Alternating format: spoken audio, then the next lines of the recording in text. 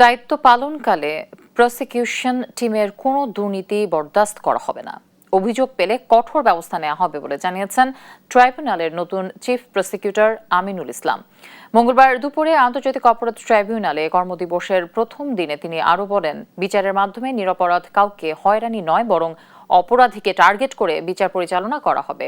Tribunal 2 জুলাইয়ের মানবতা বিরোধী অপরাধ মামলায় ওবায়দুল কাদের সহ কার্যক্রম নিষিদ্ধ আওয়ামী লীগ ও দলটির অঙ্গ সংগঠনের শীর্ষ 7 নেতার বিরুদ্ধে আজ চতুর্থ দিনের সাক্ষ্য গ্রহণ চলছে।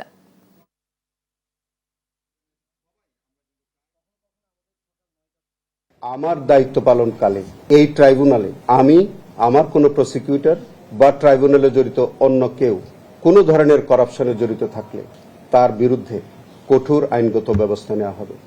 আমরা প্রমাণ করে দেব যে এই ট্রাইব্যুনাল সম্পূর্ণরূপে করাপশন ফ্রি একটি ট্রাইব্যুনাল হিসেবে আন্তর্জাতিক মানের যে বিচার, সেই মানের একটি বিচার এখানে অনুষ্ঠিত হবে।